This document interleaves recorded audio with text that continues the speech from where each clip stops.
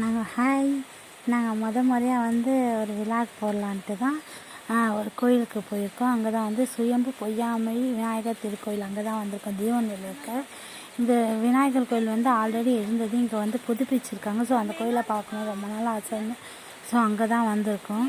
உள்ளே போனதுமே குட்டி குட்டியாக பிள்ளையார் வச்சு கடை ஒன்று இருந்துச்சு, அது பார்த்தோம்.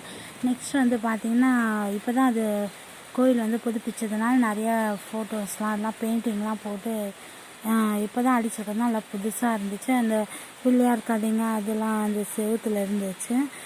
கொடி மரத்தையும் நாங்கள் பார்த்துட்டு உள்ளே போயிட்டு சாமி தரிசனத்தையும் முடிச்சுட்டு சாமி தரிசனமும் முடிச்சுட்டு பிரசாதமும் வாங்கிட்டு நாங்கள் வெளில வந்துட்டோம். நாங்கள் போன நேரம் வந்து சாமி தரிசனமும் முடிச்சுட்டு பிரசாதம் வாங்கிட்டு வரும்போது சுற்றிட்டு வந்தோம். சுற்றிட்டு வரப்போ பார்த்திங்கன்னா விநாயகர் கோயில் விநாயகர் சிலை அது சம்மந்தப்பட்ட பெயிண்டிங் அது எல்லாமே இருந்துச்சு. நல்லா புதுசாக இருந்துச்சு. அந்த ஒவ்வொரு கதையும் நாங்கள் படிச்சுட்டு வந்தோம். அப்புறமேட்டா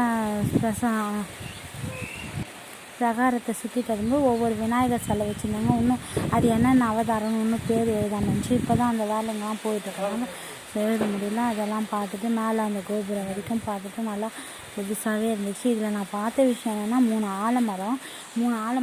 பொதுவாகவே ஆலமரம்னாலே விழுதுகள் இருக்கும். ஆனால் இந்த 3 ஆலமரம் வந்து ஒன்றா இருக்குது, ஆனால் விழுதுகளே இல்லை.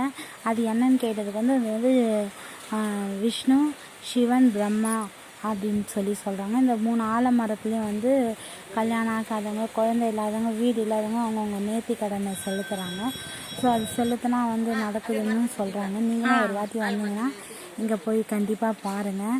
பார்த்துட்டு எப்படி இருக்குன்ட்டு கமெண்ட் பாக்ஸில் கமெண்ட் பண்ணுங்கள். நம்ம நெக்ஸ்ட் லேபில் பார்க்கலாம். பாய்.